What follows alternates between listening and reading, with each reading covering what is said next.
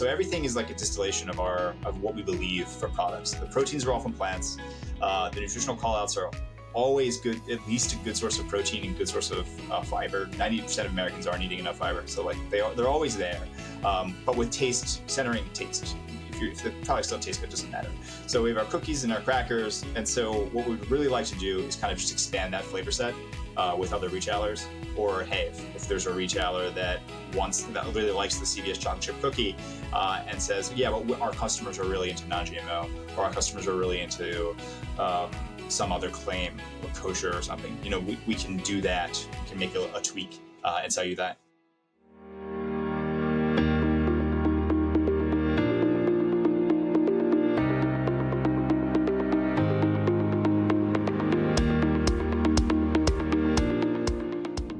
Welcome, Jason. I'm so excited to have you here today with us on Recipe to Revenue. Welcome. Yeah, thank you so much. I'm pumped to be here, tell our story. Yeah. I was really excited checking out Antithesis Food, the company that you co-founded, and just how you guys have really developed your story. I also love your branding. So if anybody hasn't seen their website yet, definitely check it out. The link will be in the description. Great logo, great branding on the site. So well done on that side, but there's lots of other stuff to talk about today in the healthy snack space. That's right. So why don't you tell us a little bit, just kind of the story of Antithesis and how you started?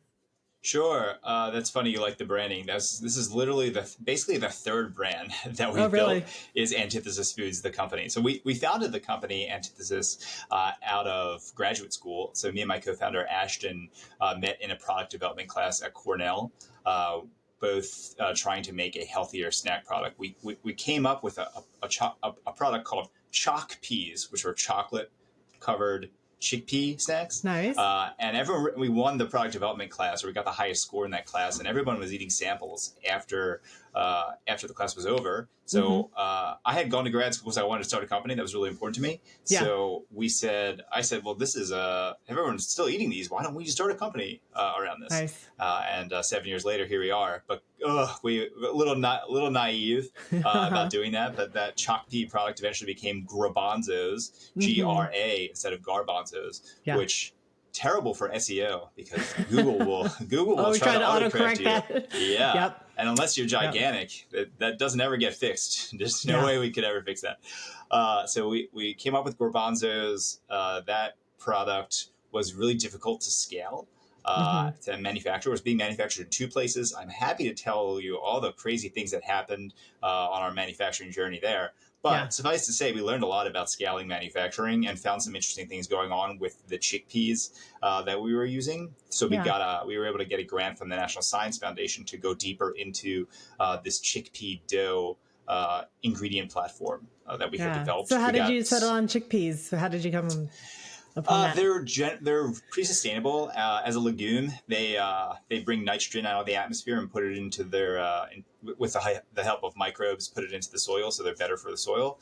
They're reasonably high in protein, and if you cook them right, they're neutral tasting, and then they lead to they give a really good crunch if you process them appropriately. Right. So that's sort of how. Also, like we were just candidly fans of chickpeas. There are lots of good Mediterranean restaurants in Philly. Yeah. Canella and Sahab. Sahab is amazing. Yes, I talked to somebody else recently about Sahab, and I was like, oh, that's one of the most beautiful restaurants, and the food is amazing. Yeah, fantastic. Right. So like I think we're all just fans of like legumes and chickpeas. So that's sort of how we came to it. So we wound up getting that grant from the National Science Foundation. It was a small business innovation research grant. We got a phase 1 and 2 grant. So that led to this ingredient platform that we developed. And then at the same time, we said, or as we're learning about garbanzos kind of being hard to manufacture, we said, well, we also have other shapes that are working from this grant. We turned the next shape into Protos, which was another brand that we built of savory cracker chips. That we learned that we're very bad at marketing, and our customer acquisition costs were insane. So then we did our final pivot, which is to private label. So we figured, well, we're actually really good at making products and scaling them. So now that's where we are. We do private label. Our first set of products are at CVS. So we have the only crackers and cookies in their well-marketed private label set. So you can go buy them at CVS's nationwide. That's the whole story. Congratulations. In a nutshell. Yeah, in a garbanzo shell, right? In a garbanzo shell, right? Yeah. Yeah. So you settled on the healthy snack space. Is that something that Yeah. you just saw like market opportunity, or did you have a Hmm. personal interest in that, with your background? Yeah, I think for me, it was a personal interest. Came from the pharmaceutical industry Hmm. in biotech, and we were doing incredible work there. But I thought, hey, if we naively thought that, hey, if we could just change the food environment, well, maybe wouldn't need as many drugs, or a lot of Yeah, diseases are makes logical can come sense. from metabolic health. So like, oh, let's just do that. How hard could that be? And then Yeah. again, 7 years later, it's very hard. It's very hard to do that. So I think we came at it from that like broad view, and then kind of drilled down to what was able, where was there like a gap in the market, what could be achieved Hmm. in like the sweet snack space. When we Yeah. started Garbanzos, that was like when Smart Sweets Hmm. was being popularized. I think they eventually sold to Hershey. I could be wrong. Hmm. Or Smart Snacks, and then there was there were a lot of these better for you brands that were popping up. Yeah. RX Bar had gotten sold, so we Right. thought that world could use the confectionery world could use its own healthier Yeah. snack, kind of glow up. Right. Yeah.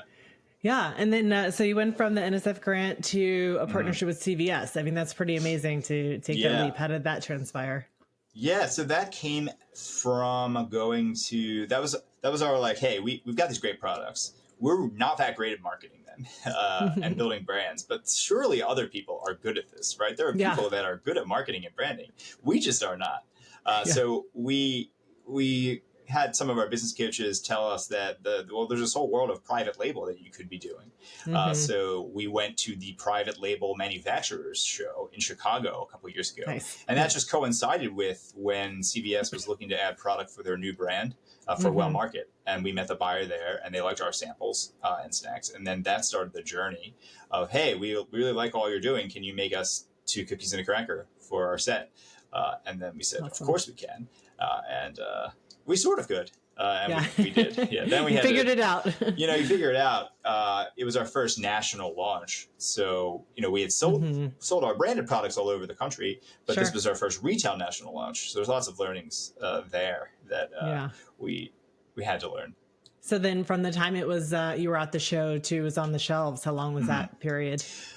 So the show it's actually coming up in a couple weeks. So it's always like the week before Thanksgiving, Hmm. and then on shelf was so it's that show. Then we get the green light to do it in like May of Hmm. that year, and then it's going to be on shelf in May the next year. So Yeah. about a year to be Yeah. on shelf.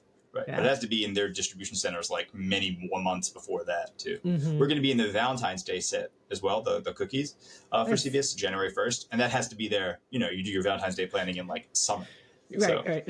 right. Yeah, when we're doing marketing plans for clients all the time, it's like, we have to do holiday planning, in June. And some of them are just like, what are you talking about? I'm like, Really? no. Yeah. You're like, no, Right. we have to get on Yeah, top of yeah, yeah. it. Exactly. Yeah, yeah. Everything is so far in advance, which makes sense. Yeah. Yeah. Yeah. Uh-huh. So now so you're in the private label space now. And so how are you looking to expand the business through that? Yeah, so we're going to go back to the show. Booth F1640, if anyone's listening. Yeah. We have this. We think about it as like a snacking platform. We have our sweet and savory snacking platform, our Yeah. crackers, so everything is like a distillation of what we believe for products. The proteins are all from plants. The nutritional callouts are always good, at least a good source of protein and good source of fiber. 90% of Americans aren't eating enough fiber, so like Yeah. they're always there. Yeah. But with centering taste. If the products don't taste good, it doesn't matter.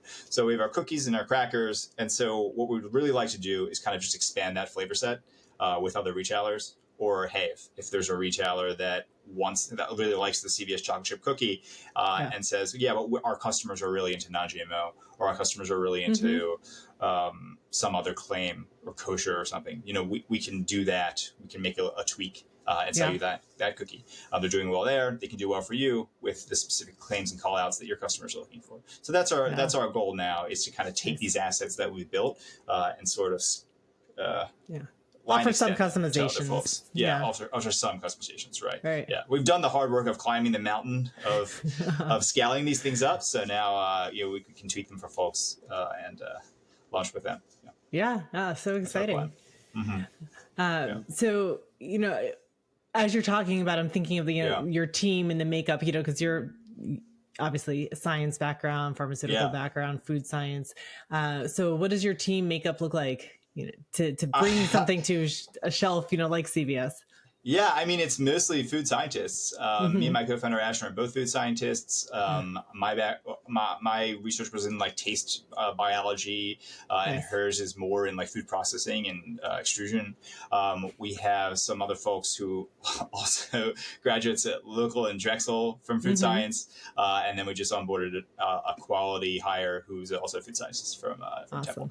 Awesome. So it's all food scientists or Yeah. interns that are food scientists. I will, a quick aside, when we were doing our marketing, when we were building brands, I Mm-hmm. think I think what really crystallized for us that we shouldn't be doing marketing is because when we were hiring food Mm-hmm. scientists, you could Sure. tell when the food scientists are BSing you in Yeah. your interview. Uh-huh. They're like, Yeah. "Oh, this," and we're like, "That's not true. None of that is accurate." But they say it really confidently.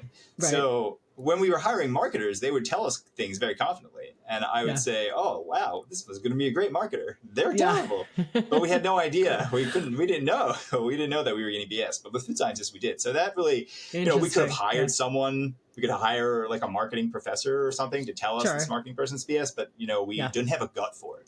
We Right. have kind of a gut for what for food science. Right. So Right. yeah, That that makes helps. So sense. it's all food scientists, quality folks. We have operational consultants, and then Mm-hmm. we work really closely with our manufacturers who have great Yeah. teams too. Yeah, Yeah. Excellent. kind of extension of us. Yeah. Yeah, bringing the marketing and branding piece and marrying it with the side that you do is always a very delicate balance. But once you get the puzzle pieces together, really that's when the brand can take off.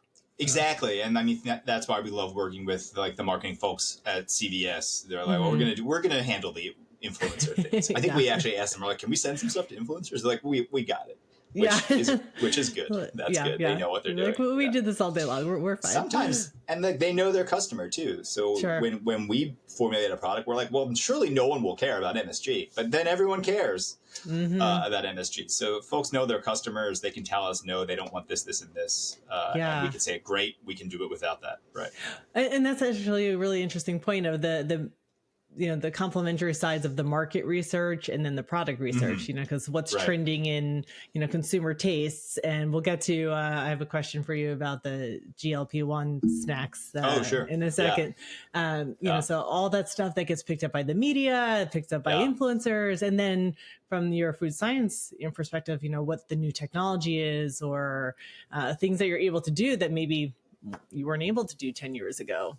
Right. So tell us what you think people want, and likely there are new tools, or check back in a year, or check back after. There's the Institute of Food Technologists has a trade show that they have each year, and then there are some yearly IFT offsites. So usually we have some new tools in the toolbox to work on things, or we've done some. Because we just do better for you development. We've learned a lot. With this all in what we do. So if you're looking for better for you development, we've probably figured out all the ways you shouldn't do this. So we know which way to do it. Sweetener aftertaste. That's all. Yeah. We do a lot of sweetener aftertaste, or pea protein not tasting good. Like we know how to deal with that, or legumes not tasting good. We've done that. All day and night. Yeah. And I feel there's a fair number of people coming from the marketing side that, they want to start a beverage or they want to start, a food product. And they already have the vision of what that packaging looks like. Right. They have the whole campaign built out in their head, but they don't have the product. They maybe come talk taste. to me. Yes, exactly. So you're the person that's the point that I want to make is you're the person they should talk to help bring it together. Right. And because we've done it before too, we understand that I know that everyone wants to put their thing in a single serve pouch that's resealable, but sometimes that is not possible, or it's possible, but you have to order like 35,000 things so that someone will want to do it. So this is stuff that we've thought about, we've tried and done. So we get it. Yeah. Because we've done do you it. do on the manufacturing side, how involved, you have a partner that handles that? Do you go on site and kind of check out the production of it? What does that look like for you guys? Yeah, exactly. So we use third-party manufacturers. They manufacture these platforms that we have scaled up there, so we sort of know what works, how to bake them, how to mix them, all that jazz. But when we're doing something new, we're always there. We're there on site to watch and taste and trial, and then and then when they do a run, we get samples of everything if we're not there, and we go through the validation. I will a big plug for CVS is claim validation. Everything you see on that package is accurate, and it's tested. It's tested left, right, and center. Like they really make sure that everything that they say it's not is just true. marketing fluff. It's actually backed by science. It's not, and a lot of times, you'll see like supports gut health or supports whatever on people's boxes. CVS has a whole extensive library of, if you want to say that, you need to do X, Y, Z, A, B, C, D, E, F. So they're really validated. So not to, what I'm biased, they're our partners, but gosh, they really do a good job at that. Yeah, which, picking partners is an important part of business and making sure it aligns with your values. So totally. Yeah. So, that's a good segue to, question about just the term food processing. That kind of gets a bad name, a bad rap, but maybe it doesn't always have to. What are your thoughts? Yeah, it is a charged topic. And I think that I think people know like your junk food is bad. Like we shouldn't be over consuming junk food. And that gets kind of tied up with food processing a little bit. But the defense of it is, cutting an apple is processing it. Canning food is food processing it. So there's different amounts of food processing and different intentions, and there's different ways to define it. I think that's what a lot of food scientists will push back, is that there's not like super clear definitions of what food processing is. Because if you make a super sugar-laden, butter-laden cookie at home that has 3 ingredients and you just do in your home mixer, like that wouldn't be processed according to some people. But if you do that in a bakery at like large scale, like it would. So, or if you add and if it's going to be shelf stable, so you add some type of preservative, like it would. So that's really tough. Whereas you get some like protein bars or other like nutritional supplements that are really high in fiber, really high in protein, low in calories, that are definitely processed, but likely are not bad for you. So it's difficult. And so I think there are other features that are being investigated, whether it's hyperpalatability or energy density, other things that might lead to like overconsumption and might be more tied to actual health outcomes. So TBD. Follow Kevin Hall. He's the guy for all this research. He's the guy. So I think following him on Twitter, you get an idea of what is what the latest and greatest is. Yeah, it's definitely something I think, a little bit of is a personal decision of how much, you're comfortable with it to come into your own body. And then the other part is it's, like you said, like where are the lines of like cutting an apple is processing it to a degree. So where are the lines for, as a standard across the industry. So I guess we'll go follow Kevin Hall. Right. And I think like we wait for the research and let it guide us. And then we kind of just do the best we can for now, realizing that there are benefits to processing. You love that a thing can last for a long time and you're not generating a lot of food waste and stuff's not going bad in the refrigerator, stuff's not going bad on shelf. So there are benefits, and then you kind of wait for some of the science to guide the way for exactly what you want to do nutrition wise. Yeah, absolutely. Yeah, definitely also a fine line between not wanting to be wasteful and wanting to be healthy for your body. So right. Yeah. So I had mentioned earlier about the GLP-1 snacks. So we had talked a little bit about that, a couple of weeks back. And that's it's such a big topic in the media right now. Everybody's all over it. So very interesting to hear there's some food related. It's such a natural extension, but tell us what you can about that. We're working on GLP-1, I guess you would call them companion snacks. There are different ways you can say this. So folks on GLP-1 drugs are eating way fewer calories. So the calories you're eating need to be like higher quality calories. You still have the same protein requirements, generally speaking, and micronutrient requirements. So, but you're not thinking about food as much. There's less food noise. You're like, it's like, in one way, you're not thinking about food, but in another way, you sort of have to think about food a little bit more because you're eating less, so the has to be better. So the stuff that what we're developing are, we're thinking about, okay, so if you have half the amount of calories, you still have to get in as much stuff. So more it's similar to like what most people should be eating anyway. It's more protein, it's more fiber, it's more micronutrients, some of the fat soluble vitamins, more of those, things like that. but and then there's some research, and we don't know a ton yet, that folks on the GLP-1 drugs tend to like things to be a little less sweet and let him have less fat in them. Yeah. So when they're eating those, when they've had snacks presented to them, they'll eat fewer calories from those buckets, like the sweet bucket and the fat bucket. So Sure. if you can create snacks that are a little less sweet and a little less fatty, they might be more highly have higher liking for those folks. So more nutrient dense, and then somewhat taste changes too.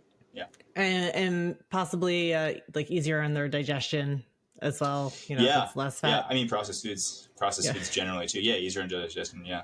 Yeah, right. Interesting. So that's all those things. Yeah, I'm sure there will be companies jumping on that bandwagon. I'm sure there are already, but it seems like a big one.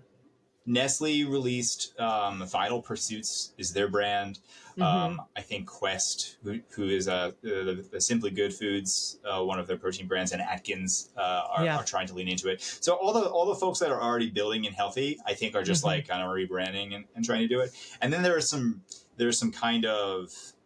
misinformation around other groups, which really is very frustrating. Where they're like, this is food GLP-1. It's like really frustrating because it's a drug. The GLP-1 drug is not what your body is making. It lasts. The drug lasts in your system. The half-life is like 7 days. Your body digests GLP-1 in like minutes. So there's no such thing as natural GLP-1. It's just not. It's not going to act the same way. Like, it's good to eat fiber, and it has a lot of benefits, but it's not. It's like not the same thing as a drug. So misinformation is out there about this stuff. People want to jump on the bandwagon that anything adjacent because it's hot, and it's that's always endlessly frustrating when you're trying to follow the rules, right, and do it the right way. Do it the right way, exactly. Yeah.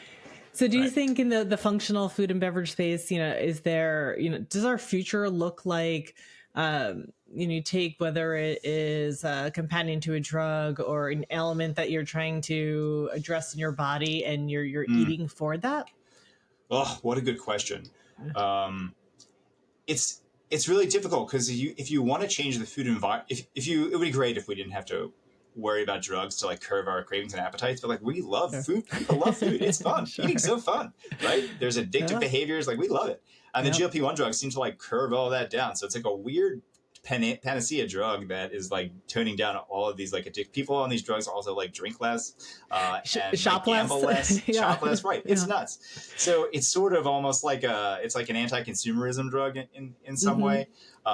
Because most like diet and lifestyle interventions don't do that much, or they don't stick. And there's a lot of new science around obesity specifically that like if you lose weight, your body still wants to eat as much as it does when you're at a higher weight. So there's just like as biological if you were mechanisms. just like programmed to do that. Yeah, right. It's like a defense. Your body changes its like set point. So there's a lot of biology that you're fighting against. So it's not anyone's fault. It's like these interventions don't seem to have a lot of staying power. They do for some people. Some people have no problem doing it, but for most people, it doesn't seem to work. So the drugs are really great answer for all this. So it's like it'll be a mix. I think if you're trying to treat obesity, these are great solutions. And then that there might need to be some dietary component, or you just eat healthy snacks, your whole life, and then you don't have to worry about it. And just make that the part of your lifestyle. Right. Yeah. Right. Exactly. So what do you think? What do you see some trends or innovations coming down the pipeline that you're looking at now, besides the GLP-1? Innovations down the pipeline. We always, so there's a lot in sweeteners. Sweetener aftertaste stuff is like we spend a lot of time there. Everyone always complains. If you read our like CVS cookie reviews, they always complain about aftertaste with the low calorie sweeteners. Number one comment on any healthy food product. Right. So that I think that's always something is removing aftertaste of the better for you ingredients. And then if we get to more like usage of these, the prices will come down because you can make some of these things more at scale. And then there's just endless amounts of, I can't prognosticate trends. This is what we stopped doing because we're not good at marketing. But I will say there's more people doing trends. So Kroger released their top 5 trends of the year. Whole Foods used to do it. Whole Foods, I thought, was the only one. They had their top 10 trends. Now Kroger does their top trends. And I don't know if they're the same. Whole Foods said crunch was going to be a big thing this year, which is great because we do crunch. We do healthy, crunchy snacks. And then Kroger said pickles are going to be good. But, people like pickles have crunch, Grillos. Right? Grillos are have been all over the place with everything. But yeah, I would say continued more neutral, better tasting, better for you ingredients. And hopefully more folks try buying them so they get cheaper. I am positive about the trajectory of that space, but I'm also super biased. So right, well, for good reason. And then as we've become a society that's just more on the move, whether it's remote work or hybrid work, and we're just always on the go to another place, we really have shifted our food consumption to something that needs to be portable. I've always said like processed foods don't have they have a behavioral advantage. Like they're just easy, quick, and convenient. So I think they'll always be a part of what we do as what we need as humans. They solve a problem pretty well. But I mean, if you can cook everywhere you are, that's always best. Yeah. We're staying at an Airbnb for a vacation last week, and they had a great kitchen. I'm not going to cook in this beautiful kitchen. Like I'm on vacation. Yeah, right. But it was very well stocked kitchen. Yeah. So it was nice for the idea, but right. Yeah. Yeah. You almost feel bad cooking in it. Yeah, exactly. So what else can you tell us about the Antithesis journey that you've been on? What else can I tell you about the journey? I think that for us, persistence has been kind of the magic ingredient here. It has been being very flexible about the means to the end that we want. We believed in healthy food and better for you snacks, and we've been somewhat agnostic about the way to make that happen. We tried brands. We'll try this brand. Oh, we'll try that brand. And that didn't seem to be the way, but private label really does seem to be working for us. So that's my general advice is that try to be really, really clear about why you're doing the thing. For us, again, it's better for you food for people, protein, fiber, and then better ingredients for the planet, which is plant proteins. But be very flexible on how to make that happen. Yeah. If we were like, no, we're only doing chocolate covered garbanzo beans, we'd be dead as a company. And everyone would be very, very annoyed. But, a more limited audience there. Yeah. Yes. People really love the stuff, but when you go to the chocolate producer and they put the wrong chocolate on, or they put too much chocolate on, well, they're very delicious. But all the nutrition facts are incorrect. So that's bad. Yeah, I haven't tried chocolate covered garbanzo beans, but it sounds really good. I like garbanzo beans in general. Yeah, they do. I would say they're like the gold standard of garbanzo beans, and I don't even know if they do chocolate covered garbanzo beans anymore. Probably because it was very complicated to do. And then if you were trying to build a D2C consumer brand and you have to ship them. And the planet is warming. What a nightmare. Yes, I can definitely tell you stories about mishaps with shipping chocolate with some companies I've worked with. So. Hot UPS truck in the middle of July is not a good recipe. And then they the chocolate blooms and it's like gray when it recrystallizes. It's terrible. Totally unappealing at that point. Customer experience. Yeah, it's like you're almost like this is a fun little chocolate snack, but you have to ship it like you're shipping ice cream. Yeah. Yeah, and no one's going to pay for that, right? Yeah, it's also to ship it on dry ice or something. You don't want to do it. It's insane, right? You wouldn't want to do that. Yeah. So, where besides CVS, where else could people find your products?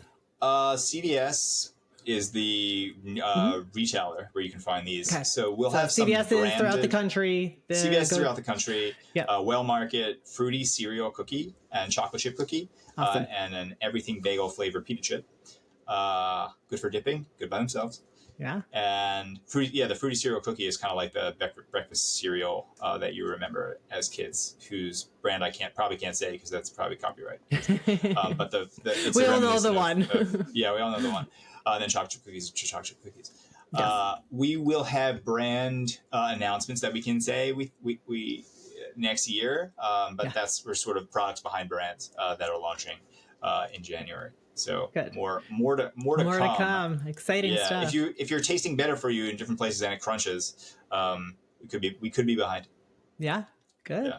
So where can people find out more about Antithesis and follow you along? So you can go to antithesisfoods.com. It's another, we were very good at picking bad names for the internet. Antithesis Foods, Antithess Foods, or LinkedIn. I'm Jason Goodman. You can find me on LinkedIn. You can connect there. That's usually the best spot. We post most stuff on LinkedIn. Yeah. We have a podcast called Better For You that we once in a while will release episodes where we compare regular products, not regular, like new Better For You versions of a product to the thing they're trying to replace. The traditional, and just go into the food science weeds of like, is this actually, into the weeds of like, is this protein better than that protein? So for a niche audience, it could be for you. Yeah. Awesome. Well, we will share the link to that as well. Cool. So we'll put it into our descriptions. Yeah, nice. Well, Jason, thank you so much. This has been such a fun conversation today. Yeah, thanks, Leah. Yeah, it's a wrap for this episode of Recipe to Revenue. Thank you again to everybody on Antithesis for sharing the story, and we look forward to following you along. If you enjoyed today's conversation, be sure to subscribe, rate us, leave a review. We're on YouTube, Spotify, Apple Music, Amazon Music, iHeartRadio, all your favorite podcasting platforms. So don't forget to share it with your fellow food-loving and beverage-loving peers who could use a little extra inspiration. And to stay updated on future episodes and get even more tips on how to scale your business, find out more at sinuatemedia.com and sign up for our newsletter. And you can also follow us on social at sinuatemedia.com. Another name that is sometimes hard to spell. I've done a lot of different ways to say, but that's SINUATE media.com. For more behind the scenes content. Thanks again for tuning in, and we'll see you next time on Recipe to Revenue, where you can continue to uncover the ingredients to success and growth in the food and beverage industry. Thank you so much, Jason. We'll talk soon. Thank you. All right. Bye-bye.